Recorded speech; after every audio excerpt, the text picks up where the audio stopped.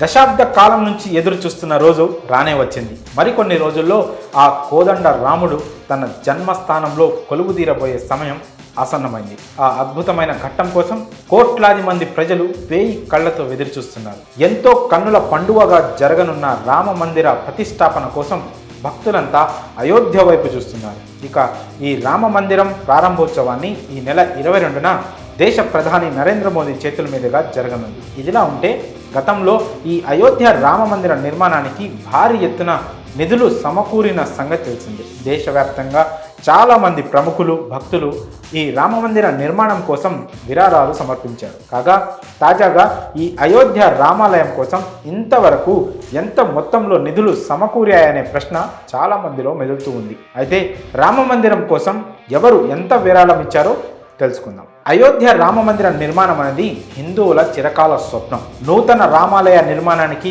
దేశవ్యాప్తంగా 11 కోట్ల మంది ప్రజలు తమకు తోచిన విధంగా విరాళాలు అందించారు. అయితే ఇప్పటి వరకు ప్రజల నుంచి 900 కోట్ల నిధులు సేకరించాలని రామ మందిర్ ట్రస్ట్ లక్ష్యంగా పెట్టుకుంది. కానీ గత సంవత్సరం 2023 ఆఖరి వరకు ఈ రామాలయ నిర్మాణానికి 5,000 కోట్లకు పైగా విరాళాలు అందాయి. శ్రీ రామ జన్మభూమి తీర్థ క్షేత్ర ట్రస్ట్ తెలిపిన వివరాల ప్రకారం రామ మందిర నిర్మాణం కోసం 3,200 కోట్ల విరాళాలు అందాయి. ఇప్పటి వరకు 18 కోట్ల మంది భక్తులు Punjab national bank, bank of Baroda ఖాతాల్లో 3,200 కోట్ల రూపాయలు జమ చేసినట్టు ఆలయ ట్రస్ట్ తెలిపింది. ఈ బ్యాంకు ఖాతాల్లో విరాళంగా వచ్చిన మొత్తాన్ని ట్రస్ట్ ఫిక్స్డ్ డిపాజిట్ చేసింది. దానిపై వచ్చిన వడ్డీతోనే ఇప్పటి వరకు ఆలయ నిర్మాణ పనులు జరిగినట్లు వెల్లడించింది. ఇక ఈ అయోధ్య రామ మందిర నిర్మాణానికి ఆధ్యాత్మిక గురువు కథకులు మొరారి బాపు అత్యధిక మొత్తంలో విరాళం ఇచ్చారు.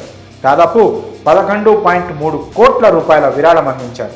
దీంతో పాటు USA, కెనడా, యునైటెడ్ కింగ్డమ్లోని అతని అనుచరులు సమిష్టిగా విడివిడిగా 8 కోట్ల వరకు విరాళం ఇచ్చారు. అలాగే గుజరాత్కు చెందిన వజ్రాల వ్యాపారి గోవింద్ భాయ్ ధోలాకియా రామ మందిర నిర్మాణానికి 11 కోట్లు విరాళంగా అందించారు. అమెరికాలో ఉన్న ఓ అజ్ఞాత భక్తుడు కూడా ఆలయ ట్రస్టుకు విరాళంగా 11,000 పంపించారు. కాగా అయోధ్యకు చెందిన రామ మందిర నిర్మాణానికి తొలి విదేశీ విరాళం ఇదే కావడం విశేషం. గతంలో మాజీ రాష్ట్రపతి రామ్నాథ్ కోవింద్ 2021 జనవరి 14న అయోధ్యలో రామ మందిర నిర్మాణానికి విరాళాలు సేకరించే ప్రచారాన్ని ప్రారంభించారు.